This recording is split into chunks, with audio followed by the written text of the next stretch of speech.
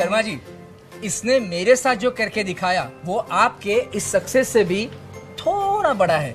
अगर इजाजत हो तो पर्दा हटाओ। हाँ, क्यों नहीं। वैसे मेरे जैसे भटके हुए इन्वेस्टर को ऐसे एडवाइजर की बहुत जरूरत थी।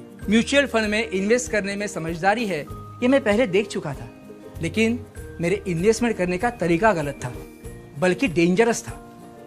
कभी दोस्तों ने मिड कैप के बारे में बताया तो इसमें इन्वेस्ट कर दिया, कभी आईटी, कभी फार्मा। जो सेक्टर ग्रो कर रहा है उसमें इन्वेस्ट कर दिया, और जरा सा भी परफॉर्मेंस से नीचे आ गया तो बेच दिया। एक्चुअली मैं कमाता कम था, पर खरीदना और बेचना वही करता था। पर एक दिन मुझे दिनेश मिला, उससे बहुत समझाया।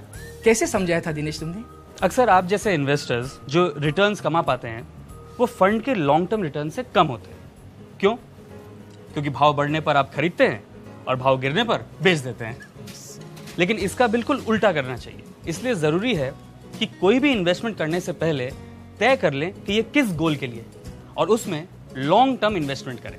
बहुत समझा बुझा कर मुझे सही रास्ते पर लेके आया। सबसे पहले रिटायरमेंट फंड में इन्वेस्टमेंट करने के लिए कहा।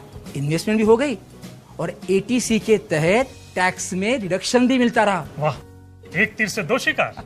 आगे सुनिए, मेरे बच्चों की एजुकेशन के लिए इसने एक अलग से इन्वेस्टमेंट करने के लिए कहा, और मेरे भटकने के शौक के लिए, अरे भाई, I like to travel to different country every year, तो उसके लिए भी अलग से इन्वेस्टमेंट करवाई।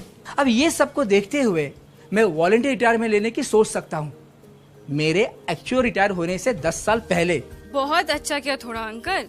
अब नायर अंकल जब चाहे भटक सकते हैं। Of course. वाह नायर साहब जी, आपने तो 40 ओवर में ही मैच जीत लिया।